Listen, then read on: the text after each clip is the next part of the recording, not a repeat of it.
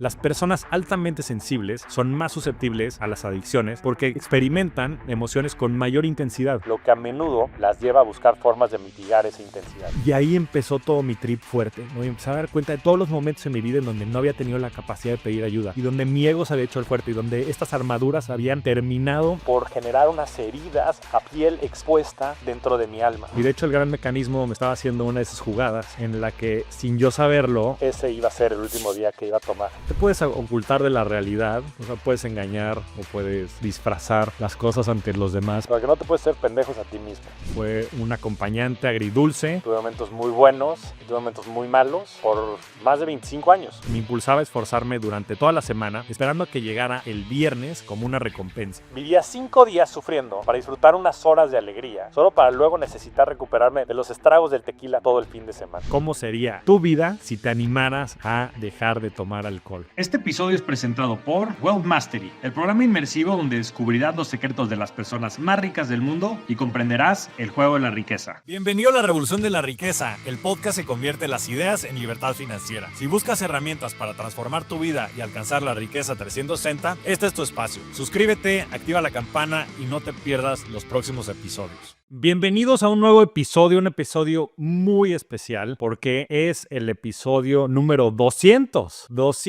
de este podcast de Revolución de la Riqueza, que antes se llamaba también Rockstars del Dinero, y hay que honrar también esos principios, y que ya llevamos 200 episodios, más casi, bueno, todavía más no, pero casi 4 años de episodios todas las semanas. Y bueno, antes que nada, muchísimas gracias a todos, a todas, de verdad, por regalarnos parte de su tiempo. Y también este episodio es muy especial porque está saliendo el lunes 20 de enero y mañana 21 de enero, martes 21 de enero, yo voy a cumplir un año sin tomar alcohol. Un año sin tomar alcohol, algo que nunca hubiera creído que sería posible. Yo hasta hace unos años nunca hubiera visualizado mi vida, mi realidad sin el tener el alcohol a mi lado. Fue un acompañante agridulce. Tuve momentos muy buenos y tuve momentos muy malos por más de 25 años. Y en este episodio, que va a llevar de título El poder de la sobriedad, les quiero platicar mi experiencia desde lo que Javier le ha tocado vivir en su vida, que para eso sí soy experto. No soy experto para muchas otras cosas relacionadas al alcohol, a otras adicciones. He tenido aquí a personas muy importantes que han hablado del tema, el doctor Romanowski, que pueden encontrar también el episodio dentro del podcast y también lo dejaremos por ahí en las notas y en la descripción. También Leo Lee, que habló del tema, y otras personas más de corte científico que han hablado del tema, como es Klaus Zaragoza, como es Alan Abruch, como es el mismo Nirdosh. Entonces, ellos son los expertos en toda la parte científica y en la parte psicológica. Yo soy experto en mi vida. Con total humildad y con total vulnerabilidad y transparencia, les quiero contar mi camino con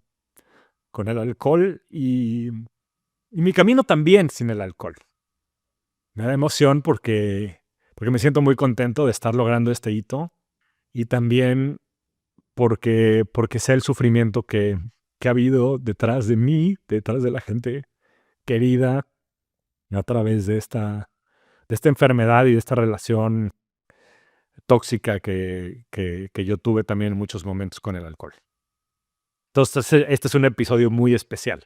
Y espero que lo disfruten, espero que también les deje ciertas reflexiones, espero también que les duela. A veces tiene que doler, a veces hay que decir la verdad y hay que escucharla sin intentar matizarla, sin intentar maquillarla, porque solo así es que verdaderamente se dan los cambios. Y bueno, además enero, como dicen, enero tehuacanero, pues es un buen momento también para los que quieran animarse a probar cómo podría ser su vida sin alcohol. Y entonces, déjenme decirles de manera muy contundente a todos y a todas que el alcohol está destruyendo todo su potencial. Sí, el alcohol está destruyendo todo tu potencial. Para algunos estará destruyendo toda su vida, pero para todos los que toman, así tomen una copa de vino una vez a la semana o así tomen una botella de tequila el fin de semana, para todos está destruyendo su potencial. Siento decirlo, y a mí cuando yo escuchaba esas cosas me ponía fúrico. Todavía recuerdo un reto que por ahí tuvo Oso Traba también hace unos años de cierto tiempo sin alcohol, y yo lo veía y decía, decía, como que me llamaba la atención, pero me enojaban. Este tipo de cosas de, ¿por qué la gente está dejando de tomar, no? Porque me hacían a mí sentirme mal, porque sí, oye, estoy haciendo algo malo. Y entonces, si te duele, es una buena señal. Es una buena señal de que ahí hay algo que tienes que trabajar, que ahí hay algo que te está incomodando. Entonces, probablemente este sea de los episodios más controversiales. Ya hice las paces con que me vayan a mentar la madre, con que me vayan a decir de todo. No me importa, con que pueda ayudar a algunos de ustedes, con eso me doy por bien servido. Y para contarles esto, quiero empezar yéndome un año atrás. Me quiero regresar al 21 de enero del 2024. Hace justamente un año, yo estaba en un viaje con unos amigos esquiando. Estábamos en Jackson Hole y la estábamos pasando de maravilla. Fue un viaje increíble en todos los sentidos, un grupo de amigos muy querido. Y pues también había alcohol, pues como siempre, pues siempre hay alcohol. El alcohol está muy normalizado, lo cual creo que es una gran tragedia, porque creo que no nos damos cuenta del daño que hace el alcohol y de, pues sí, de la tragedia que es que esté tan normalizado, que siempre se tenga que tomar. Y es más, que si no tomas se hace el raro. Y entonces habíamos llegado un jueves y el jueves había ido un poquito de fiesta. El viernes hubo mucho más fiesta. Terminamos de esquiar, nos pusimos a tomar. Yo particularmente me gustaba tomar mucho y entonces me eché varios tequilas. Desde la tarde, en la noche nos fuimos a cenar. Después nos fuimos a un bar y nos quedamos ahí. Después un grupo ya más pequeño de personas nos fuimos a otro bar, a otra como discoteca que había ahí al lado. Y yo ya ahí estaba completamente alcoholizado. De hecho, pues ya no me acuerdo también de muchos momentos. Tuve un medio blackout y al día siguiente amanecí en mi cama. Amanecí en mi cama completamente destruido, con un dolor, náuseas, incomprensión, en fin, con una ansiedad terrible, con sudor frío. Y ya se habían ido todos, solo quedábamos los que nos habíamos ido de fiesta, ¿no? Y esto habrá sido tal vez como las 11 de la mañana. Y salí en la casa en la que estábamos y ahí había otro de las personas con las que nos habíamos ido y que se había quedado conmigo hasta el final y pues empezamos a contar un poco de lo que había pasado en la noche y jajaja, un poco de risas, un poco de vergüenza oculta, en fin, siempre me daba a mí mucha culpa cuando me despertaba en ese estado. Pues era, oye, pues ¿y qué hacemos? ¿Vamos a la montaña o no? Claro que tenemos que ir. Yo estaba incapacitado de ir físicamente y claro, la única manera de ir era pues reenchufándome y entonces pues me armé un Irish Coffee, teníamos unos Fireballs, me acuerdo muy bien, este whisky como de canela que hay, que es muy famoso para los shots, pues era lo único que teníamos, no teníamos otro whisky, no teníamos nada, entonces me serví café y le puse como 2 botellitas estas chiquitas que había de Fireballs, me lo eché, yo ya sabía que eso funcionaba porque ya lo había hecho muchas veces y me volví a reactivar, ¿no? Y entonces pues se me quitó un poquito el malestar, como que me volví a reconectar y entre el café y el otro pues funcionó. Nos regresamos a la montaña, llegamos un poco tarde y pues ahí siempre como el walk of shame, ¿no? Que es regresar después de una de esas noches en donde no te acuerdas de las cosas y no sabes si hiciste las cosas bien o mal y todo el mundo como que te está viendo ahí medio raro, pero tú eres el que te sientes peor, ¿no? Y seguramente muchas de ustedes se identificarán en algunos momentos tal vez. Y total, empezamos a ver a la gente y pues volvimos como que a entrar y de hecho ese día tuve una conversación muy profunda con este gran amigo con el que compartí esa mañana antes de llegar a la esquiada y me acuerdo muy bien que los dos compartimos momentos muy emocionantes en los cuales lloramos y platicamos cosas que nos habían marcado y en fin, también el alcohol a mí me quitaba muchas de las barreras que después tengo, con muchas de las armaduras y me ponía en un estado muy sensible que a veces me permitía comunicarme muy bien con las personas. Y te mando un gran abrazo, querido amigo, tú sabes quién eres. Y ya, total, llegamos a la montaña, nos pusimos a esquiar con los demás, pues yo iba medio torpe, claramente estaba medio borracho, pero eso me estaba dando la posibilidad siquiera de poder esquiar. Todavía nos paramos en uno de los bares, claro que yo lo que quería era pararme en un bar y que acabara el suplicio, ¿no? Porque aparte estos son esquiadores profesionales, están aventando de dobles negras y yo iba literalmente con media capacidad o menos, iba chance al 20% de mis capacidades. Total, nos paramos en un bar y ahí me acuerdo muy bien, entramos al bar y yo le dije a uno de mis amigos que él no había venido toda la noche y demás, pero me lo agarraba de corbata y yo siempre que podía me agarraba de corbata a alguien y le dije, oye, vamos a echarnos un shot a la barra y me dijo, no, ¿cómo crees, flaco? ¿Cómo que es un shot ahorita? Una chelita o algo. Le dije, no, échate un shot conmigo. Total, lo convencí y llegamos con el barman. Aquí les voy a poner la foto a los que estén viéndonos en YouTube y a los que no vayan a YouTube para verlo porque ahí va a estar mejor la experiencia. Y entonces nos tomamos esta foto, ¿no? Y de hecho fue muy chistoso porque la persona que nos ofreció el shot era como un vikingo, ¿no? Y un vikingo con una barba así gigante. Y le dijimos, oye, échanos un shot de tequila. Y nos dijo, no, ¿cómo que tequila? Si estábamos en Estados Unidos, pero bueno, dijo, aquí lo que se tiene que tomar es lo que se toma, no sé si nos dijo que en Suecia o en Noruega o algunos de esos países. Y nos dio un shot de no sé qué era, una bebida como cristalina, fuertísima. Y total, nos le echamos y nos dijo, oigan, ustedes están muy divertidos, que no sé qué. De hecho, aquí tenemos un muro con muchas fotos. Entonces déjenme les tomo una foto con una Polaroid y nos ponen su nombre, ¿no? Para recordar este momento. Total, nos tomó la foto con la Polaroid y es esta foto que les voy a poner ahora en YouTube, que salgo aquí con mi querido querido amigo Manolito, y ya lo balconeé, pero bueno, esta foto está por todos lados porque es la foto del último drink o del último día que tomé, que es tan valorada para mí. Y en vez de ponerle el nombre, decidimos, no me acuerdo cómo se dio la conversión, creo que fui yo, ponerle el gran mecanismo, ¿no? Y pusimos The Great Mechanism, porque todo ese fin de semana habíamos estado hablando justo ahí con otras personas, con mi querido amigo Mike y Jen, sobre el gran mecanismo, ¿no? Sobre el poder que tiene esto que no comprendemos que hay y que rige al universo en nuestras vidas. Y de hecho el gran mecanismo me estaba haciendo una de esas jugadas en la que, sin yo saberlo, ese iba a ser el último día que iba a tomar. Entonces es una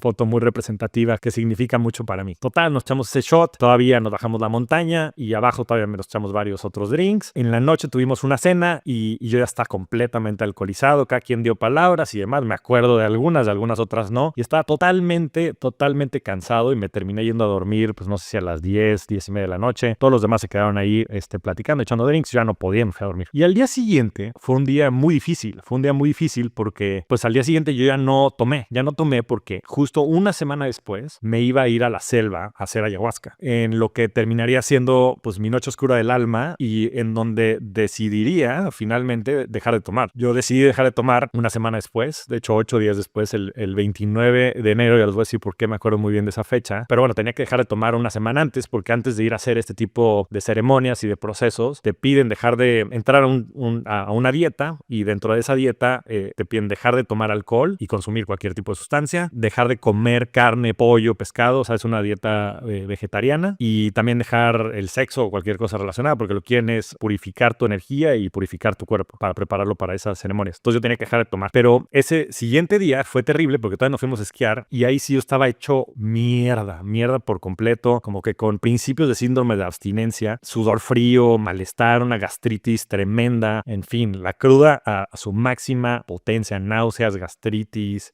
mucho malestar y sudor frío. Pero recuerdo que subimos y hay unos waffles muy famosos hasta arriba de la montaña en Jackson Hole y pues me comí los que pude y empezaron a dar como una gastritis tremenda, un dolor de panza. Total, pues bajamos la montaña como pude, la pasé muy mal ese día y todavía pues abajo todos los demás estaban echando drinks y yo no pude, entonces como que ahí me empecé a sentir como muy incómodo. En fin, yo no sabía lo que venía, pero pues en el tiempo es el tipo de cosas que te empiezan a calar, ¿no? Porque no son coincidencias, son cosas que pasan por una razón. Y antes de seguirles contando toda esta historia de este último año, me quiero regresar ahora a cuando yo tenía 14 años, 25 años antes, que fue cuando empecé a tomar. Y para eso les doy un poquito de contexto. Muchos de ustedes ya conocen mi historia, saben que mi padre murió cuando yo era joven. Por ahí tengo un par de episodios en los que platico muy bien mi historia y les recomiendo para los que no la conozcan que por ahí lo vayan a escuchar si quieren tener más contexto, pero mi padre murió cuando yo era muy chiquillo. Eso me dejó pues muchas heridas. Esas heridas me hicieron ser un niño inseguro, con muchos traumas. Sobre todo era una herida de la falta de valía, ¿no? Por este abandono y la falta de amor que tuve en casa. Entonces yo de chiquillo era muy distinto a como ven hoy. Hoy tal vez me ven y piensan que soy extrovertido y que tengo algo de carisma. Yo cuando era chiquito era un niño muy tímido, muy tímido. Era un niño muy retraído, no era un niño muy social y me costaba mucho. Y más en la pubertad, ¿no? En la pubertad que además te enfrentas a todos estos cambios hormonales internamente que hay. Muchas cosas están pasando y te salen granos. Peor, ¿no? Y yo me había ido a estudiar a Canadá. Me había ido a estudiar a Canadá en segundo de secundaria. Digo, en primero de secundaria todavía estaba muy chiquillo, pero me acuerdo que regresé en segundo de secundaria y fui a la primera fiesta de 15 años que había, porque una de las personas de la generación estaba cumpliendo 15 años. Yo estaba regresando, ¿no? Y muchos de mis amigos, pues no los había visto, ¿no? Y no me acuerdo, creo que era en marzo por ahí,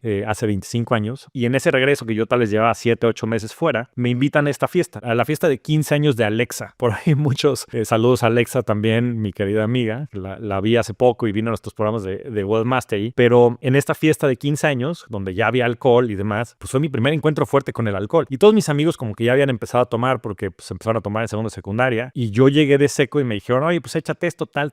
Me terminé echando, no sé si 20 shots. O sea, 20 shots así, pero de golpe. O sea, yo no tenía ni idea pues, qué pasaba en el cuerpo humano. Y claramente a la hora y media estaba vomitando, pero todo lo que tenía y todo lo que iba a tener en los próximos 3 días. Aún estaba malestar terrible. Y me acuerdo muy bien que llegó el papá de uno de mis amigos, de uno de mis grandes amigos, que su papá es AA, y me dio una paleta, me dio una Tootsie Pop. Y me dijo, échate esta. Me dijo, Javier, flaco, échate esta. Ya me la empecé a echar, como que se empezó con el azúcar, tal vez empecé como a revivir. Total, me terminaron llevando a casa de mi querido amigo Pablo y en el coche creo que vomité también, o sea, un desastre todo. Y cuando llegué me durmieron todos mis amigos que nos quedamos a dormir en casa de Pablo, me durmieron en una bolsa de plástico, de estas bolsas de plástico negras. Y pues ahí porque dijeron, este güey va a estar vomitando toda la noche. Entonces ya me dejaron ahí dormido. Y al día siguiente me desperté sin saber qué estaba pasando. Y ya me dijeron todas estas locuras. Me dijeron, güey, pues echaste estos 20 shots, después te fuiste a bailar y fuiste a ligar y si estás haciendo... Y a los 15 minutos, knockout y vómito y ¿no? Y dije, uff, qué viaje, ¿no? Y como que un encontronazo fuerte. Pero también me di cuenta que es algo que a veces la gente no comprende o no comprendemos, todos los beneficios que nos da el alcohol. Me di cuenta que este era un gran mecanismo para que yo pudiera romper con muchas de esas inseguridades, con la timidez que tenía, con el no ser muy extrovertido, el sentirme más cómodo enfrente de los demás, con lo que podía ser más valiente, con lo que podía ligar, con lo que podía ser más chistoso. O sea, la gente me empezó a celebrar mucho eso, porque encajaba mejor en la sociedad y a veces inclusive a poder ser más yo, ¿no? Porque muchas de estas armaduras que me iba poniendo en la vida, pues me las podía quitar, ¿no? Y podía yo fluir, ¿no? Y eso se siente muy bien, ¿no? Y esa es la gran paradoja del alcohol. Mucha gente piensa que es el problema, pero la realidad es que el alcohol es la solución. El problema es el dolor, el problema es el trauma, el problema son las armaduras que nos hemos puesto. Pero el alcohol es la solución a muchas de esas cosas, ¿no? Por eso es tan adictivo, porque te ayuda a resolver problemas, porque te ayuda. O sea, si no te ayudara, pues nadie lo haría, sobre todo en un principio. Y entonces yo descubrí en el alcohol un refugio, una salida, un escape, porque además, pues también muchos de mis problemas se me iban y muchas de mis inseguridades se me iban. Entonces, pues era un mecanismo de escape y por otro lado eran unas muletas increíbles que son muy efectivas, que sí resuelven un problema real y que por eso justamente se vuelven peligrosas. Y sobre todo se vuelven peligrosas cuando se vuelven muletas permanentes. Y la realidad es que desde ese día, desde la fiesta de Alexa, soy alcohólico. Soy alcohólico probablemente desde antes de que naciera, ¿no? Mi padre murió de una sobredosis de sustancias. Y la realidad es que el alcohol y el alcoholismo y la adicción a estas sustancias fue lo que lo mató a él y desde muchas generaciones antes. Y yo desde entonces, alcohólico o no, como lo quieran vestir ustedes, tenía una mala relación con el alcohol. Y eso, la verdad es que fue cincelando mi vida. Fue poniéndole pequeños golpes, a veces más grandes, a veces más chicos, sobre todo a mi autoestima, a mi amor propio. Y eso fue generando un sufrimiento interno en mí y en las personas a mi alrededor que es indescriptible y que también es imperceptible, lo cual lo hace todavía más peligroso. ¿Por qué? Porque pues, yo era visto como muchas personas allá afuera, como un alcohólico funcional o como una persona que le gusta la fiesta, porque así los tipificamos, porque no podemos decir esa palabra alcohólico funcional, porque le dice alcohólico a alguien y la gente se pone nerviosa. O sea, cuando menciona esas palabras, la gente se pone mal. La realidad es que esa es la peor tragedia, porque al ser funcional o a ser fiestero, o que le gusta el desmadre, o llámele como quieran, tienen muchas tipificaciones en la sociedad real simplemente para ocultar la verdad, pues generan mucho sufrimiento porque no hay un punto de inflexión tan fuerte como para cambiar, ¿no? La gente que sí es, que toma todos los días y que no lo hace de manera social, yo por ejemplo nada más tomaba de manera social. La gente que toma todos los días, pues probablemente esté más cerca de un cambio porque es evidente y porque le genera más dolor. Aquí no, aquí te genera un poquito de dolor, te repones, te vuelve a generar un poquito de dolor, tal vez te genera un poco más de dolor y te repones, a veces te ayuda. Entonces es difícil identificarlo y esa es la gran tragedia porque nunca sabes que estás siquiera metido en el problema. Pero también tuve episodios fuertes y les voy a contar algunos de ellos. Uno de los más fuertes fue cuando tenía cerca de 20 años. Estaba en Año Nuevo en Acapulco, donde pasaba casi todos los años nuevos. Pasábamos allá Año Nuevo porque ahí estaban todos mis primos y demás y en fin, es algo que aún me sigue dando mucha nostalgia. Y en uno de esos días, por alguna razón, los demás no iban a salir y yo fui a cenar con mamá y con una amiga de mi mamá y había una hija de la amiga de mi mamá ahí y yo no tenía plan, entonces me iba a ir a dormir temprano y en eso la hija de la amiga de mi mamá dijo, oye, yo me voy a ir a una fiesta que no sé qué y yo me volteé con mi hermano y le dije, oye, pues vamos a la fiesta y mi hermano dijo, güey, estás loco, llevamos 3 días de fiesta y yo voy a descansar. Y dije, bueno, pues yo sí voy. Y me fui con esta persona y claro, llegué a una fiesta en donde no conocía a nadie, a ella tampoco la conocía mucho y pues me agarré y dije, pues a tomar, ¿no? Entonces me empecé a echar shots aquí y allá, empecé a hacer unos amigos. Total, dieron las 5 de la mañana, cerraron la fiesta en donde estábamos, decidimos irnos al departamento de uno de las personas que estaban ahí y ahí nos quedamos,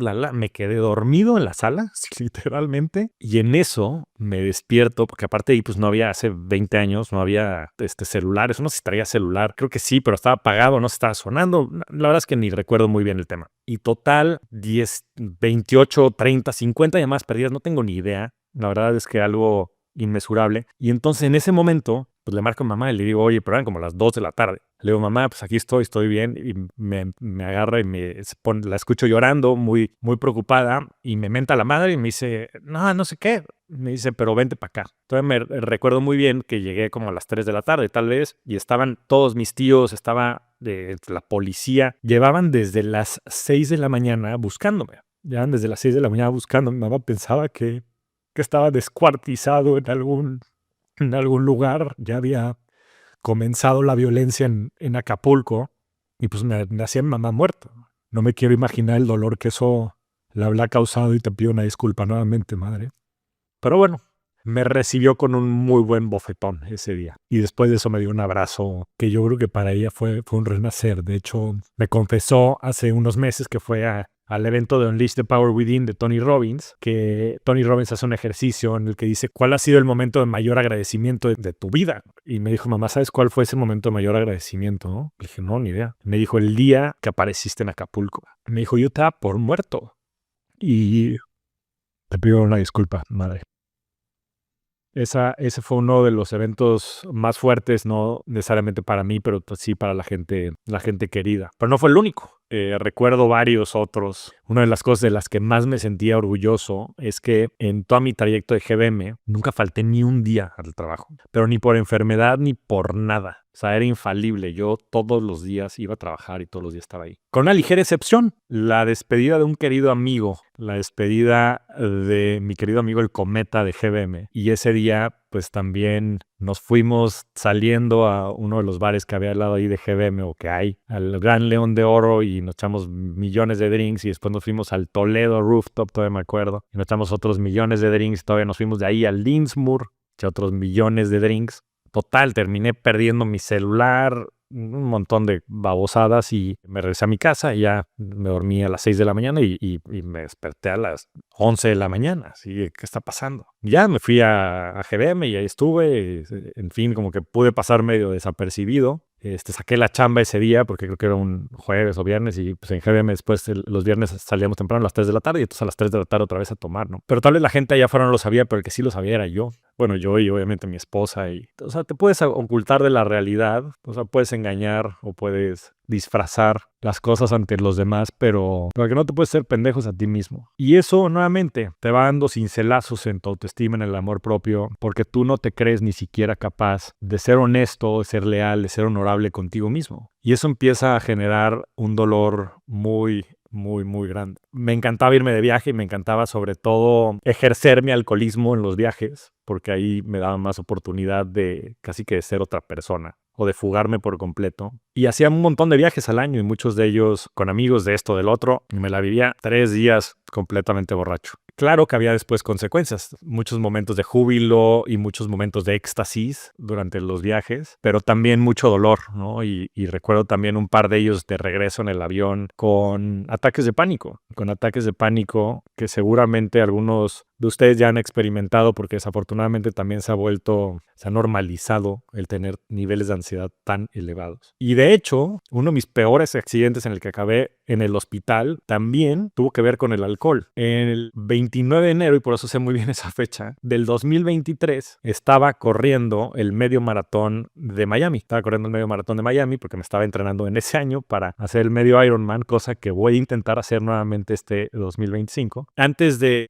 hacer el maratón, y es más, una semana antes, estaba en Las Vegas. Estaba en Las Vegas con un grupo de amigos y la fiesta estuvo increíble, de impacto. Y después de la fiesta me regresé, entonces estuve una semana y el fin de semana, eso fue el 20 de enero, por ahí había estado en Las Vegas, la carrera era el 29 y en la carrera terminé en el hospital porque me dio un golpe de calor, porque hice muchas estupideces, dentro de ellas intentar correr mucho más rápido de lo que había estado entrenando, pero sobre todo porque estaba muy deshidratado porque el cuerpo no se recupera en una semana de la golpiza que le puedes meter con una borrachera, sobre todo a nivel de deshidratación, porque una de las cosas que hace más el alcohol es deshidratarte. Y entonces, además de ese y otros muchos errores, terminé en el hospital por haber estado un fin de semana antes de fiesta en Las Vegas. Entonces, por más que yo diga que era un alcohólico funcional, sí tuve mis golpes fuertes, que tal vez podía medio disfrazar y que pasaban a veces medio desapercibidos, pero yo sí estaba poniendo en riesgo mi vida. De hecho, ese día que me dio este golpe de calor y que estaba ahí en el hospital, recuerdo muy bien, que cuando ya regresé a nivel conciencia. Yo por ahí del kilómetro 20 más o menos, ya a punto de terminarlo, me empecé a desvanecer. De hecho, yo desde el kilómetro 15 más o menos no me acuerdo de nada, de absolutamente nada. Vi a mi familia en el 17, ellos me vieron, yo no recuerdo nada de eso. En el 20 me desvanezco, me ven, la ambulancia me lleva de emergencia al hospital. En el hospital me empiezan a enfriar, me ponen hielos por todo el cuerpo, me ponen unos ventiladores grandes, me empiezan a medir los signos vitales, empiezo a escuchar el ti, ti, ti, ti, ti. Entonces empiezo como a regresar a mi conciencia, a recordar, y en eso empiezo a escuchar, hoy pues no se le baja, no se le baja, no se le baja, no se le baja. Tenía la presión en 40-60, tenía la temperatura en 41 y tenía el ritmo cardíaco en 190. O sea, era una locura lo que estaba pasando en mí. Fue un momento muy sui generis, porque en ese momento, tal vez por primera vez en mi vida, yo sentí que me estaba muriendo. Lo que estaba pasando en mi cuerpo es que mi cuerpo se estaba desmayando. O sea, yo me estaba desmayando, porque me sentía que me iba, y me iba, y me iba. Pero yo sentía que me estaba muriendo, yo sentía que me estaba dando un infarto, no físicamente, pero mental y espiritualmente yo dije, me estoy yendo. Dije, por favor, no, todavía no estoy listo, por favor, no, por favor, no, por favor, no. Y en ese momento dije, en ese momento mágico que sucede en estas near death experiences, no sé si me pasó a mí, lo único que podía ver era mi familia, era a mis 3 hijos de mi esposa. Ahí no importaba la fiesta, ahí no importaba el dinero, ahí no importaba los éxitos profesionales, ahí solo estaba mi familia.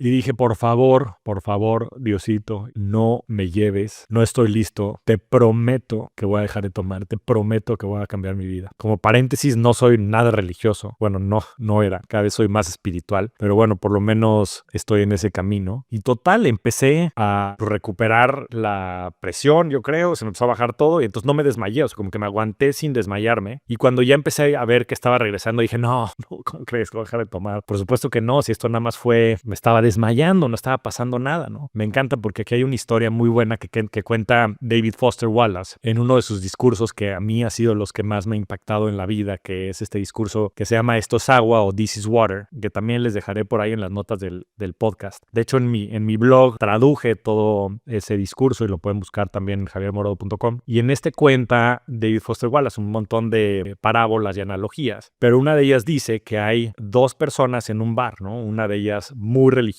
y la otra nada religiosa. Y ya después de la 5ª cerveza o de la 6ª cerveza, en donde la gente se empieza a poner más eufórica, empiezan a discutir acerca de la religión. Y entonces uno le dice al otro, le dice, el que no es religioso, le dice al religioso, le dice, pues fíjate que una vez sí estuve a punto de creer en Dios, porque ellos estaban en un bar en Alaska. Estaba en medio de la nieve, en medio del Ártico, no había nada, estaba perdido, ya no tenía comida, ya no tenía agua, ya no tenía nada. Y me paré y me hinqué y me puse de rodillas y le pedí a Dios, le dije, Dios, si es que hay un Dios, por favor, ayúdame a salir y a regresar a casa y te prometo que daré mi vida entera por ti. Y entonces se voltea el religioso y le dice, oye, pues estás aquí, esa es una clara muestra de que Dios existe. Y le dice el no religioso, dice, no, para nada. Lo que pasó es que un grupo de esquimales pasaron cerca, me vieron a mí y entonces me fui con ellos. Y ahí es la gran paradoja, ¿no? Nunca sabemos si me estaba muriendo o no me estaba muriendo. No lo sé. Yo creo que son señales que también te da la vida de cambiar el rumbo, que a veces escuchamos y que a veces no escuchamos. Lo que sí les puedo decir es que una jovencita colombiana que estaba en el consultorio o en el cuarto dentro del hospital de al lado de mí, no la contó. Una chavita de 18 años colombiana murió minutos después de que yo llegara y estaba su padre allá afuera con el corazón roto. Habían viajado desde Colombia para hacer ese medio maratón y habían muerto.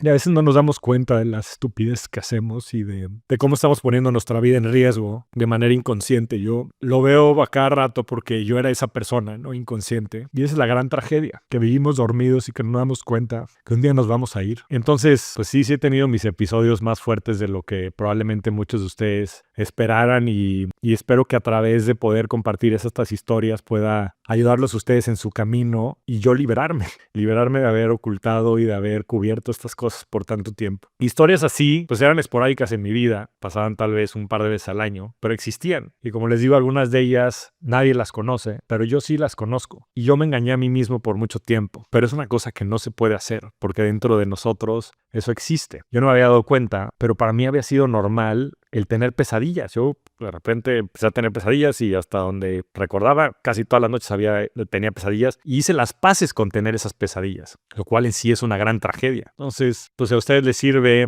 personas, para ustedes mismos o para personas queridas, este testimonio, estas historias de un alcohólico funcional o de una persona que no tenía una buena relación con el alcohol o de una persona que había generado una dependencia con el alcohol, pues espero que les ayude. Si algunos de ustedes, también como yo, toman un par de veces socialmente al mes, pero tienen la incapacidad de parar. Yo no podía sentarme a echarme una chela. Yo me tenía que echar 10, 15 tequilas. Si alguno de ustedes también se vuelve divertido o es agradable con el alcohol, si no tienen grandes consecuencias, o sea, al día siguiente se despiertan y van a trabajar, si sus amigos se lo celebran y los incitan a tomar, aguas, porque puede que estés destruyendo tu vida. Y lo que sí, les aseguro a cualquier persona tomando una copa de vino a la semana o tomándose una botella de tequila al día, es que están destruyendo todo su potencial. Las consecuencias, pues seguramente las conocerán muchos de ustedes, es tener un estado de ánimo bajo, malo, tener altos niveles de ansiedad, estar iracundo, estar de malas, ser muy reactivo, estar inoperante de 2 a 4 días a la semana.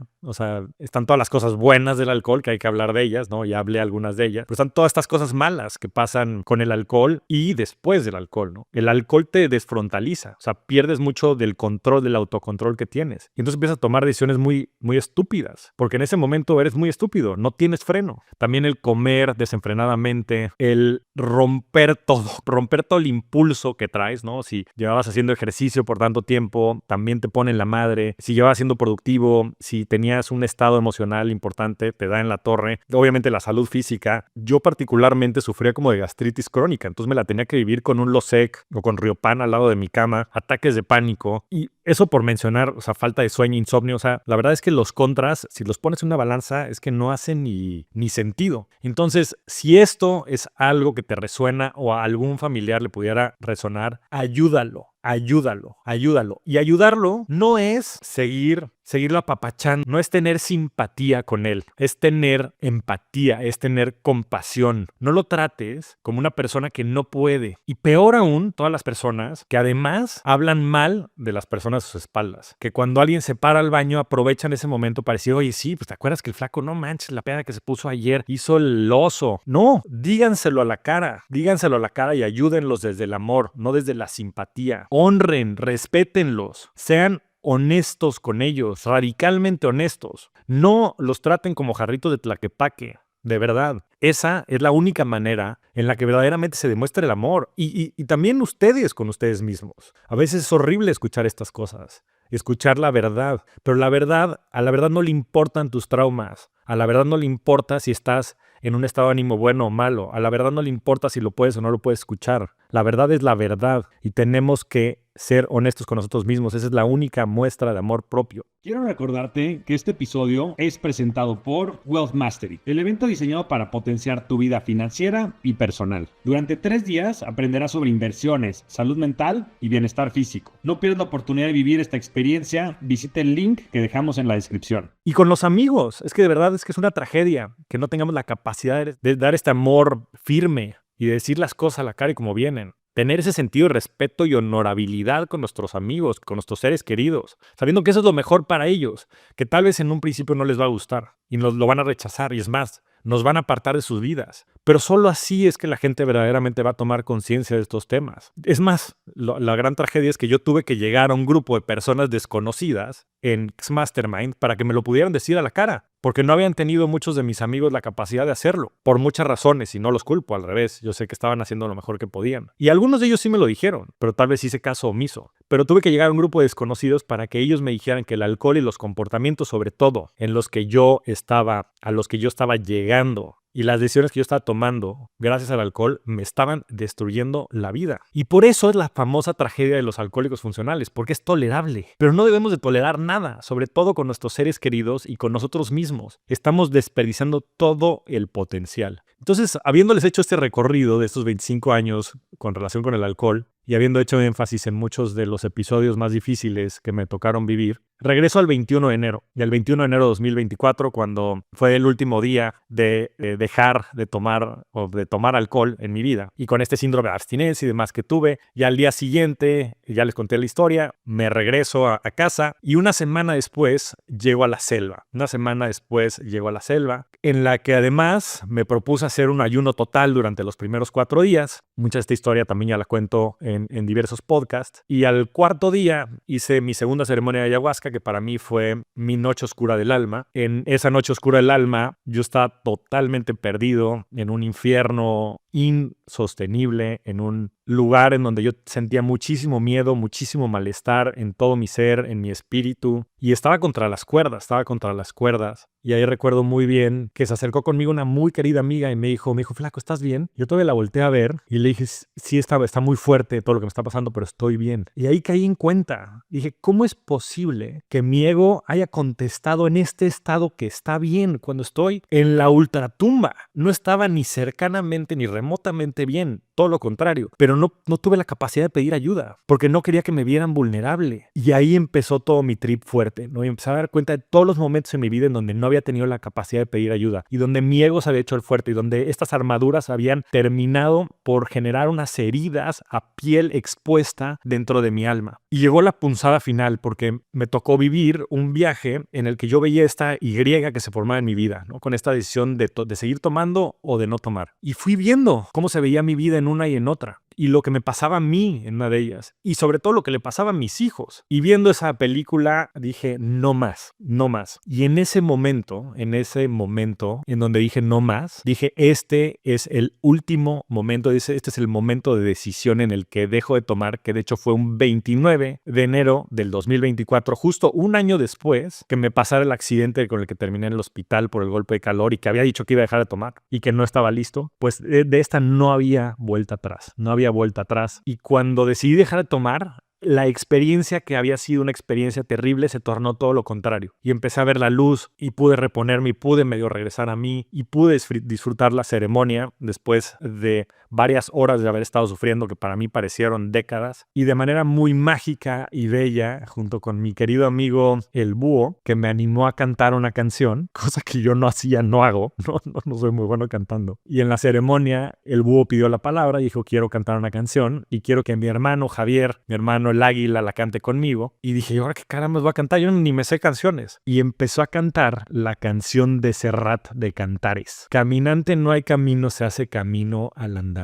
Y mágicamente esa canción, también para todos los que la recuerden de mi escuela, todos los que recuerden estas anécdotas de la fiesta de Alexa, recordarán que todos los años esa canción de Cantares era la canción que le cantaba toda la escuela a los graduados de sexto de prepa cuando iban a la vida, ¿no? A la vida real, a la universidad. Y mágicamente me puse a cantar Caminante no hay camino, se hace camino al andar, a perdonarme en ese momento y a pedirle perdón a muchas personas. Y al volver la vista atrás, ver la senda que nunca se ha de volver a pisar. A liberarme.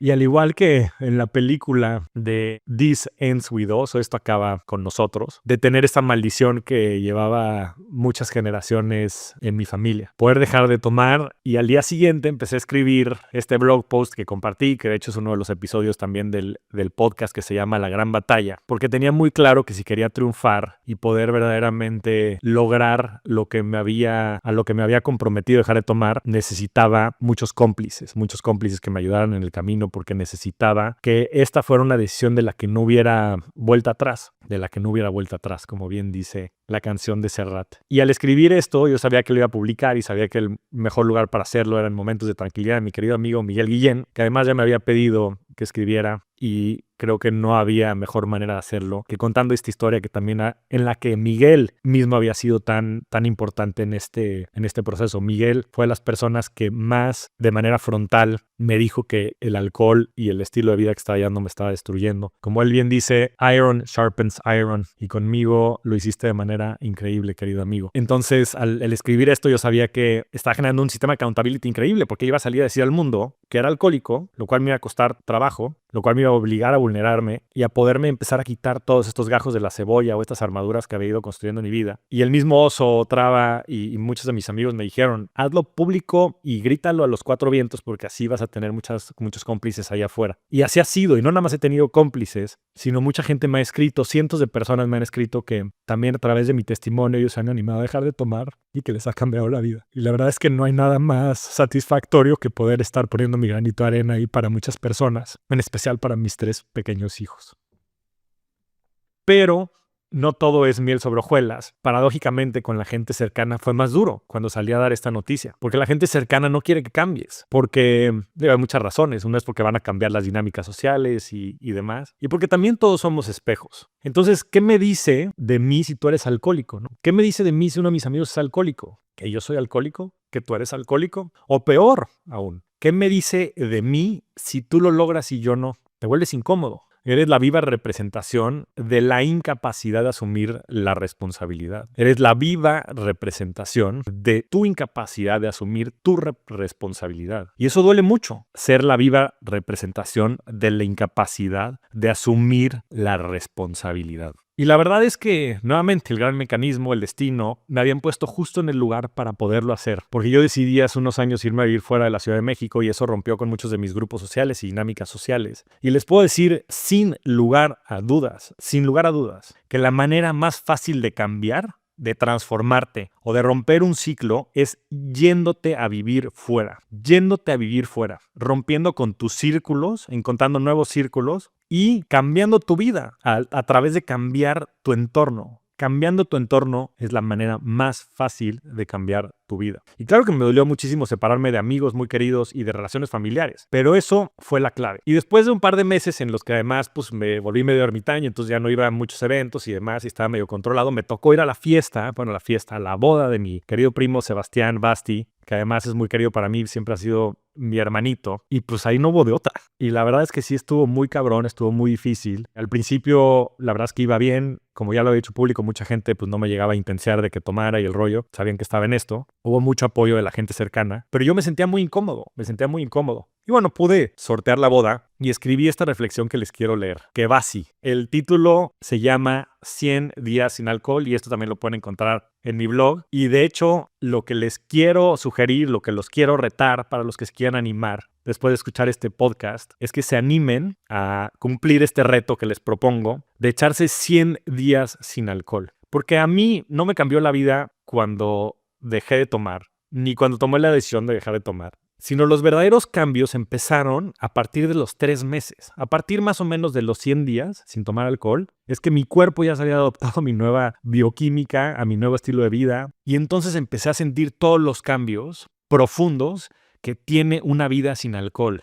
Todo el potencial que tenía restringido y que por 25 años no había sido parte de mi realidad, lo empecé a ver y eso me empezó a generar muchísimos beneficios. Y eso es lo que les quiero compartir. Hace poco más de 100 días decidí dejar el alcohol tras 25 años de una relación complicada con esta sustancia. Este proceso, que relato en La Gran Batalla, me mostró que el alcohol era mi principal obstáculo en el desarrollo personal. Durante esos 25 años, el alcohol se había entrelazado en mi identidad. Mi mayor temor al tomar esta decisión no era enfrentar un futuro incierto, sino perder mi pasado. Este miedo, que a menudo nos impide cambiar, surge de la preocupación por perder lo conocido. El 21 de enero del 2024 tomé mi última gota de alcohol y si bien ese día no lo sabía, se afirmaría todo en la selva una semana después en un retiro espiritual. Las primeras semanas fueron fáciles, la decisión había sido tajante y había sido tomada después de un largo periodo de introspección que me ayudó a reconocer que el alcohol era un mecanismo de defensa que me cuidaba de las heridas e inseguridades que había acumulado en la vida. Con el tiempo, sin embargo, enfrenté desafíos inesperados. Sucedieron 3 cosas que no esperaba y que me han hecho reflexionar mucho, que te quiero compartir en este ensayo. La primera fue que empecé a percibir mucha irritabilidad e impaciencia. Me di cuenta que mis emociones estaban a flor de piel. Estaba totalmente abrumado por la cantidad de emociones que estaba percibiendo. Me di cuenta que, de manera inconsciente, usaba el alcohol como una manera de adormilar estas emociones. Gabor Mate, en su libro Scattered Minds, The Origins of Healing of Attention Deficit Disorder, sostiene que el factor genético determinante en el desarrollo de adicciones es la sensibilidad. Las personas altamente sensibles son más susceptibles a las adicciones porque experimentan emociones con mayor intensidad, lo que a menudo las lleva a buscar formas de mitigar esa intensidad. Dice Gabor Mate, la existencia de personas sensibles es una ventaja para la humanidad porque es este grupo el que mejor expresa los impulsos y necesidades creativas de la humanidad. A través de sus respuestas instintivas, el mundo es mejor interpretado. Bajo circunstancias normales, son artistas o artesanos, buscadores, inventores, chamanes, poetas, profetas. Habría razones evolutivas válidas y poderosas para la supervivencia del material genético que codifica la sensibilidad. No son enfermedades que se heredan, sino un rasgo de valor intrínseco de supervivencia para los seres humanos. La sensibilidad se transmuta en sufrimiento y trastornos solo cuando el mundo no puede atender las respuestas fisiológicas y psíquicas afinadas del individuo sensible. O sea, los individuos sensibles son los artistas, son los creadores, son los Einsteins. Cuando están en un entorno que los cobija, que los contiene, que los impulsa. Cuando están en un entorno caótico, cuando hay personas sensibles, como es mi caso, en entornos caóticos, como fue mi caso, de mucha violencia, de adicciones en mi niñez, entonces nos volvemos personas que tenemos un trastorno de sufrimiento gracias a esa sensibilidad, porque no podemos comprender y conciliar lo que está pasando. Los niños sensibles que crecen en un entorno controlado y amoroso tienden a desarrollar su potencial por encima del promedio. Son niños virtuosos, muchos de los grandes genios de la humanidad eran seres humanos con un alto nivel de sensibilidad. Pero los niños que crecen en entornos caóticos tienden a desarrollar más heridas y traumas. Esto se debe simplemente a que las personas sensibles tienen mayor percepción de lo que sucede a su alrededor y por ende se potencializa ese entorno externo e interno. Al eliminar el consumo de alcohol, muchas de estas emociones dejaron de estar reprimidas en mí y comencé a experimentarlas. Al principio fue difícil contener las emociones y comprenderlas, pero al cabo de un par de semanas ya se habilitaban naturalmente en mí y he podido darle significado. Esto ha contribuido de manera importante a mi autoconciencia. Simplemente soy más perceptivo de lo que sucede fuera de mí y dentro de mí. Segundo, uno de mis mayores miedos en este proceso ha sido perder muchas de las características de mi personalidad que tanto valoro, mucha de la identidad que vengo cargando. A través del alcohol y la desinhibición, encontré mi valía, mi simpatía, encontré también la conexión con muchos amigos, encontré la sinceridad, encontré la fiesta, los chistes, los bailes y la diversión. Retomo la idea que mencionaba al principio. Las personas no le tenemos miedo al futuro, le tenemos miedo a que el pasado deje de existir. Mi mayor miedo era convertirme en alguien aburrido, poco interesante. Descubrir que tal vez yo por dentro era alguien totalmente insignificante, un fraude sin valor alguno en este mundo. Eso verdaderamente me aterraba, sobre todo por mi marcada necesidad de significado. Comencé a tomar cuando tenía 14 años y estaba en plena pubertad y cuando más inseguridades tenía. Empezar a tomar a esa edad es muy peligroso, no solo neurológicamente, sino socialmente. Hay muchos estudios sobre el daño que el alcohol hace al cerebro de los jóvenes y esto seguramente me afectó de manera relevante. Pero más allá de eso, al utilizar estas sustancias, desarrollamos ciertas muletas que sirven para nuestra autoestima y creemos que no podemos realizar esas actividades si no estamos tomando. Este último fin de semana se casó mi primo Sebastián, que más que mi primo ha sido un pequeño hermano para mí. Confieso que tenía terror de ir a su boda, ya que era el primer evento social al que me tenía que enfrentar en esta nueva etapa de mi vida sin el alcohol. Afortunadamente, poco antes de ir a la boda escuché un podcast del autor del programa One Year No Beer que se llama Andy Ramage. Y me quedó muy claro que muchas de estas percepciones sobre nuestra personalidad en torno a estas sustancias están claramente ancladas por nuestra propia experiencia y son ciertas solo a medida que las creemos. Bien dice el doctor Alfonso Ruiz Soto que todo en esta vida es un acto de fe, y no por llevarlo a un plano espiritual ni religioso, sino de manera muy práctica, ya que cuando crees que algo no es posible, es simplemente imposible por definición. Por ello, me mentalicé a que iba a disfrutar mucho, que iba a disfrutar desde otro lugar y que muchos de mis pensamientos alrededor del alcohol eran simplemente creencias limitantes que no habían podido experimentar y que estaba dispuesto a retar. Sorprendentemente así fue. Si bien fue un evento que viví desde otro lugar, lo disfruté mucho. Cuando te quitas las muletas, vuelves a aprender a caminar y casi seguro lo harás mejor. Lo mejor de todo fue sin duda el apoyo y contención de todos mis seres queridos. Tercer fenómeno. He identificado que hay ciclos de dopamina que de manera inconsciente desarrollamos alrededor de sustancias, de nuestros hábitos y de nuestro estilo de vida. Yo había condicionado muchos años a mi cerebro a recibir un estímulo fuerte de dopamina todos los viernes por la tarde con mi tequila y con mi michelada con muchísimas salsas y limón. La anticipación de este momento generaba en mí una sensación importante de este neurotransmisor que le indicaba a mi ser que había sido exitoso en la semana. Por ello, viví esperando ese momento toda la semana. Al dejarlo, mi cerebro se sentía totalmente defraudado. Ya no tenía ese estímulo que había tenido por décadas. Estuve un par de semanas sintiéndome poco motivado y no identificaba el porqué, hasta que tuve la dicha de platicar con mi querido amigo Alan Abruch, quien me hizo saber de este patrón que no tenía identificado. Me platicó la importancia que tienen estos ciclos en la vida y también me sugirió crear un nuevo patrón de manera intencional para atender esa necesidad humana. Esta reflexión me llevó a evaluar mi propia vida. Me di cuenta que, por años, había estado atrapado en un ciclo de dopamina que me impulsaba a esforzarme durante toda la semana, esperando a que llegara el viernes como una recompensa. Vivía 5 días sufriendo para disfrutar unas horas de alegría, solo para luego necesitar recuperarme de los estragos del tequila todo el fin de semana. Este ciclo me hizo ver la trágica realidad en la que estaba sumergido, siempre anticipando el futuro y no disfrutando del presente. Todo mi ser estaba condicionado a experimentar ese primer trago de tequila el viernes. ¡Qué gran tragedia! Ahora he reemplazado esas tardes de tequila por un ritual diario de ejercicio, meditación, contemplación, presencia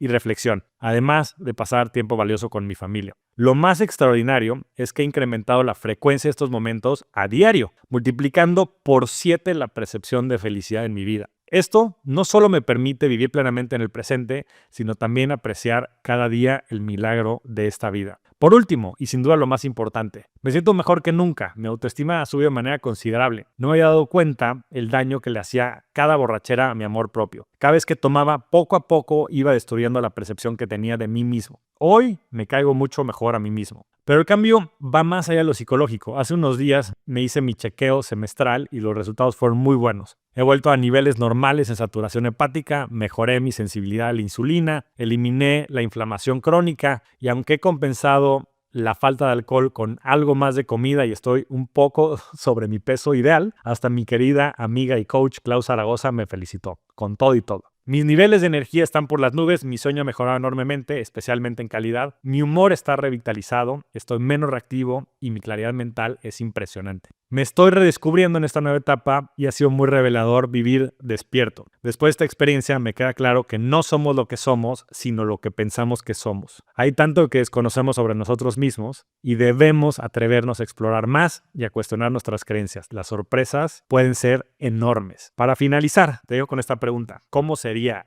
tu vida si te animaras a dejar de tomar alcohol? Tal vez te sorprendas gratamente si lo intentas por tan solo 100 días. Y bueno, con esa reflexión quiero pasar a la parte de datos porque también me puse a hacer una investigación y si bien no soy experto en el tema, también les quiero contar algunos de los beneficios que yo he sentido y después algunos datos que los pueden ayudar a ustedes también a comprender el daño y la tragedia que hay de la normalización del alcohol. Entonces primero les voy a contar conmigo y cuál ha sido mi experiencia. Después de esos 100 días, que ya voy a cumplir ahora 365 días, las cosas cada vez se ponen mejor. Lo más importante, que me decía también un gran y querido amigo, que espero tener también próximamente aquí en el podcast, que me acuerdo muy bien que yo dejé de tomar el 21 de enero y su aniversario, él dejó de tomar un año antes que yo, su aniversario es en febrero. Me acuerdo que le escribí y le dije: oye, muchas felicidades, querido amigo, por dejar de tomar, ha sido una inspiración muy importante para mí, te felicito. Y lo que me contestó es, me dijo, mi flaco, muchas gracias por el mensaje, lo único que te puedo decir es que todos los días me caigo mejor a mí mismo. Y les puedo decir que ese es mi mayor éxito. La verdad es que la cantidad de amor propio que representa el acto de no tomar y el poder de la sobriedad es poderosísimo, sobre todo en uno mismo. Mi estado de ánimo es mucho mejor, mi paz mental, mi amor propio, mis empresas. O sea, es increíble la productividad que he podido tener. Todos los logros que tenía el año pasado los cumplí y los excedí. Todos mis objetivos y mis metas, todos se ven en verde excepto una, que es la del peso, que es un poco lo que he estado batallando porque pues sigo sustituyendo algo de la dopamina con temas de comida. Ya lo tengo cada vez más controlado. Pero todo ha mejorado, mi productividad, mi salud física, mi sueño. El sueño me ha cambiado de manera radical. Les voy a compartir por aquí también mis estadísticas de aquí del famoso Oura Ring para que vean cómo ha mejorado todas mis estadísticas físicas y de sueño de manera muy tangible. Y solo se pone mejor. Y en este programa también hablamos mucho del interés compuesto. Y como les he dicho, la verdadera riqueza, la riqueza 360, no nada más es acumular dinero, sino es vivir una vida llena de riqueza. Y que el interés compuesto trabaje en todas las áreas de nuestra vida. Y les puedo decir que el interés compuesto que yo he experimentado a través del poder de la sobriedad es impresionante. impresionante. Como les digo, no soy experto en salud, ni mucho menos. Esos datos están ahí afuera, pero se los quiero compartir. Y también dejarles aquí un par de referencias a que he tenido, sobre todo al doctor Romanowski y a Leo Lee, que pueden escuchar más la parte psicológica de las adicciones en sus episodios. Y también he tenido otros expertos como es Alan Abruch, Klaus Zaragoza y Nirdos, que pueden hablar más del lado científico. Y sobre todo, les voy a dejar también la liga del podcast del doctor Andrew Huberman, de Huberman Lab, que es un experto en temas científicos, una de las universidades más importantes en Estados Unidos. Y ha sido el episodio más reproducido de Andrew Huberman y habla sobre el alcohol y muchos de los mitos sobre el alcohol. Entonces déjenme, les voy a dejar algunos datos simplemente para cerrar este podcast y para darle también validez científica y que nada más sea mi experiencia. Y esto todo lo hice con ayuda de mi querida herramienta ChatGPT y se los voy a decir, ¿no? Aquí vienen muchas de las fuentes, también las tenemos poniendo por ahí para que todo lo tengan respaldado por la ciencia, como me ha enseñado mi querido amigo Alan Abruch, siempre tener la bibliografía que respalde toda esta información. Entonces el doctor Andrew Huberman dice, el alcohol es un depresor del sistema nervioso central. Número 1. El alcohol afecta a los neurotransmisores en el cerebro, específicamente el GABA, que es un inhibidor, y el glutamato, que es un excitador, lo que produce efectos sedantes y alteraciones en el juicio y la coordinación. Bueno, muchos de esos ya lo sabrán ustedes. Y también, en fin, no me voy a meter a detalle en esos temas, pero el alcohol es un depresor del sistema nervioso central. El alcohol interfiere con la calidad del sueño. Cualquier cantidad, todos los que también se echan su whisky antes de dormir, su copita de vino para antes de dormir, es un mito. El alcohol afecta la calidad del sueño, sí o sí, afecta la calidad del sueño, es un hecho. Interrumpe los ciclos del sueño y aunque algunos lo usan para relajarse y para poder sobre todo conciliar el sueño, la calidad del sueño la segunda mitad de la noche es mucho peor medida y comprobada por científicos. También tiene un impacto importante la neuroplasticidad, que es esta capacidad que tenemos de aprender y desaprender, ¿no? de formar nuevas conexiones neuronales. Y eso afecta obviamente el aprendizaje y la memoria. Nuevamente, cualquier cantidad de alcohol te afecta. Aumento en la ansiedad y en otros trastornos. Aunque el alcohol inicialmente reduce la ansiedad, después la incrementa de manera verdaderamente relevante. Tiene efectos en la cognición a largo plazo. Un deterioro cognitivo está vinculado también con la ingesta de alcohol y también en trastornos neurodegenerativos como es el Alzheimer y la demencia. Hay evidencia científica sobre daño cerebral, en fin, en el hipocampo. No voy a meter a detalles, les voy a poner todos también la bibliografía. Mucho de esto viene de estudios publicados en The Lancet en 2018, en otras cosas, y por Saher et al. En 2011. También el alcohol afecta el envejecimiento, o más bien acelera el envejecimiento cerebral. Ahora, voy a pasar a datos duros sobre el alcohol y el impacto que tiene en la sociedad y en la economía. El alcohol y el riesgo de enfermedad cerebral. El consumo crónico de alcohol está relacionado con la reducción en el volumen del cerebro, especialmente en el hipocampo, lo que afecta a la memoria y el aprendizaje. Impacto en el sueño, ¿no? Como decíamos en el The Journal of Medicine, sobre todo disminuyendo la fase REM, que es cuando descansa más nuestra capacidad cognitiva. Y también de daños cognitivos, un análisis de datos de más de 500,000 personas publicado por The Lancet en 2018 concluyó que no existe una cantidad segura de alcohol. Cero cantidad de alcohol. El alcohol es veneno. Tienen que entender que nos estamos metiendo toxinas al cuerpo. Aunque sean en pequeñas dosis, todo está relacionado con un aumento de la mortalidad y las enfermedades neurodegenerativas. Entonces, les gusta o no les gusta, ahí están los datos. Ahora vámonos a la parte más macro. El alcohol es responsable de más de 3 millones de muertes al año, representando 5.3% del total de las muertes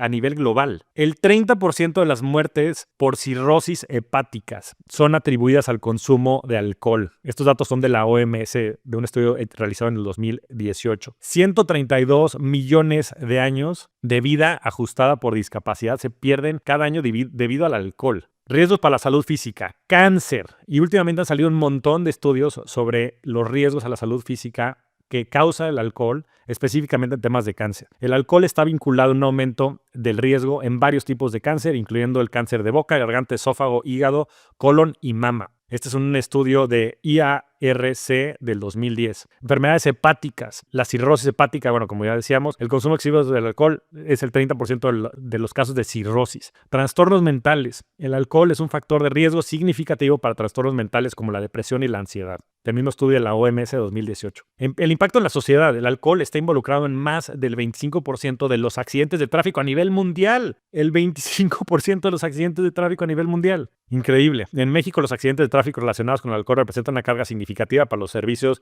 de emergencia y hospitales, ¿no? Como podrán imaginarse. Y el impacto económico. El costo económico por el abuso de alcohol asciende a más de 1.35 billones de dólares anuales. Billones de dólares que se traducen como trillion en inglés. O sea, es una monstruosidad. Claro que la industria del alcohol es mucho más lucrativa y por eso está normalizado el alcohol, porque la industria del alcohol ha hecho un lobbying y ha hecho una capacidad de difuminar y de esparcir este alcohol y la normalización sobre todo del exceso del consumo de alcohol en la sociedad. Ahora, les voy a dejar 5 mitos del alcohol. El mito número 1, el alcohol en pequeñas cantidades es bueno para el corazón. Mito, es mito. No hay cantidad segura de alcohol para la salud cardiovascular. El consumo, inclusive moderado o bajo de alcohol, aumenta el riesgo de hipertensión y enfermedades del corazón. Este es del mismo estudio de The Lancet en 2018. Mito número 2. Tomar una copa de vino al día es saludable. Mito. La realidad es que el consumo de alcohol, inclusive en pequeñas cantidades, está relacionado con un mayor riesgo de cáncer. Este es en un estudio que ya había mencionado sobre cáncer y en otro estudio de Research UK en 2017. Mito número 3. El alcohol moderado no afecta al cerebro ni a la salud mental. Mito. La realidad es que inclusive en pequeñas cantidades el alcohol afecta la química cerebral y está relacionado con trastornos mentales como la ansiedad y la depresión. Del estudio de la OMS en 2018 y también otro estudio de 2020 de Harvard Health Publishing. Mito número 4. El consumo moderado de alcohol no afecta al hígado. Mito. La realidad es que aunque el daño hepático no sea inmediato, el alcohol, inclusive en pequeñas cantidades, puede causar acumulación de toxinas en el hígado, aumentando el riesgo de enfermedades hepáticas. Del estudio de la OMS 2018 y de la NIAAA del 2020. Mito número 5. Tomar alcohol en pequeñas cantidades no aumenta el riesgo de accidentes. Mito. El alcohol, inclusive en dosis bajas, afecta el tiempo de reacción y el juicio, aumentando el riesgo de accidentes. Entonces, en pocas conclusiones, no hay beneficios por el consumo de alcohol. Mucha gente dice, no, es que tiene antioxidantes. Bueno, pues entonces, si los antioxidantes las tienen las uvas, coman uvas. Hay un montón de alimentos que tienen antioxidantes y no necesitan el alcohol para tener esos antioxidantes y algunos de los beneficios que le asignan, por ejemplo, al vino. Eso es mito. Esos antioxidantes existen en otros alimentos. Cualquier dosis que tomen de alcohol es mala. Y compréndalo, no le estoy diciendo que por eso no tienen que tomar. La relación que yo tenía con el alcohol no es necesariamente la relación que tienen las demás personas con el alcohol. Yo lo único que les estoy sugiriendo es que se animen a entrarle tal vez un reto y a probar qué se sentiría su vida si dejan de tomar 100 días. 100 días. Con 100 días se pueden dar una muy buena probada de qué sería su vida sin tomar alcohol, aunque tomen bajas dosis de alcohol. Si dejan de tomar, su bioquímica y todo su sistema nervioso central, su capacidad cognitiva, su cuerpo va a cambiar y que se den la oportunidad de hacerlo. También aquí les voy a poner un par de imágenes en el podcast para los que lo vean en YouTube sobre el daño que hace el alcohol, porque pues está muy satanizadas las drogas, ¿no? Y yo compartí algunos datos de la baja en los consumos de alcohol en algunos chats y por ahí me decían, sí, pero está subiendo las drogas, ¿no? Y decía, híjole. Qué desgracia que tengan tan mala fama las drogas y tan buena fama el alcohol, ¿no? Y la realidad es que las dos son malas en casos excesivos. Y de hecho, la tipificación de las drogas está mal categorizada. Hay un montón de esas drogas que, lejos de hacer daño, hacen muchísimo bien, como son sobre todo todos los psicodélicos, con los múltiples estudios que hay, y muestra de ello es que la FDA ya está aprobando en Estados Unidos el uso de psicodélicos para tratamientos de traumas y de procesos, como es, por ejemplo, el tema de PTSD, estos traumas de muchos de los veteranos de guerra, etc. Pero bueno, en esta gráfica lo pueden ver. Y básicamente en esta gráfica salen todas las muertes que están causadas en sí mismos y en terceros por todas las distintas categorías que existen, ¿no? De sustancias. El alcohol es la número 1, pero por órdenes de magnitud, por encima de la heroína, del crack y la cocaína. O sea, todo lo peor que pudiera escuchar de las drogas, la heroína, está por debajo de las muertes y del daño que hace el alcohol. Y este es un estudio también de The Economist, entonces créanme que no está muy sesgado hacia ese lado. Pero sí me da mucha esperanza que cada vez hay más estudios que dicen de la baja que hay en el consumo de alcohol en todo tipo de edades. Y aquí voy a hacer referencia a un par de ellos, un estudio de Axios, que también les voy a compartir la gráfica por aquí, que dice cómo ha bajado no nada más el consumo de alcohol, sino también el consumo de marihuana. Este estudio lo hicieron del año 1980 al año 2024 de todas las personas en Estados Unidos en el grado 12º, que son personas pues entre 16 y 18 años más o menos. El consumo de alcohol ha bajado de... Antes era cerca del 90%, pues sí, antes, yo me acuerdo perfecto, en esta fiesta de Alexa, pues los papás de Alexa y todo el mundo sabían que estábamos tomando en grandes cantidades. Y antes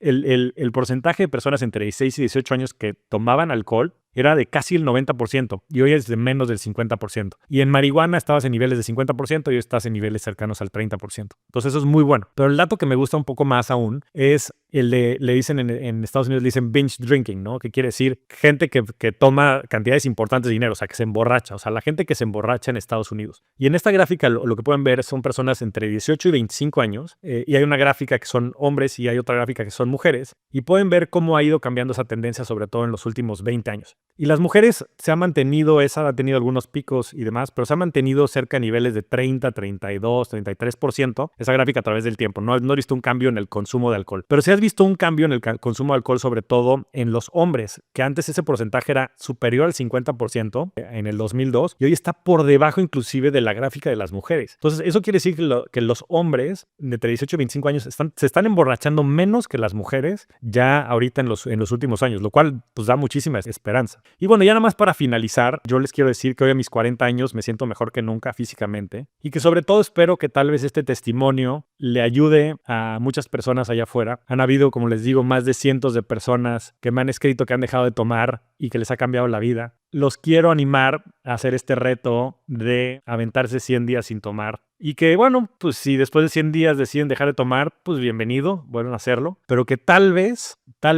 descubran una nueva manera de vivir su vida, una nueva manera de encontrar felicidad y de encontrar plenitud con ustedes y con seres queridos. Y que imaginen qué pasarían si se animan y son exitosos. Tal vez les cambie la vida por completo. Muchas gracias por escucharme. Muchas gracias por acompañarme. Muchas gracias por ser mi cómplice en este primer año de sobriedad y espero que el poder de la sobriedad también para ti sea un game changer. Un fuerte abrazo. Gracias por acompañarnos en otro episodio. Si te gustó, dale like, suscríbete y activa la campana para recibir notificaciones. Comparte este video con alguien que quiera transformar su vida. Recuerda que generar riqueza es chamba de todos. Este podcast es una producción de Sonoro.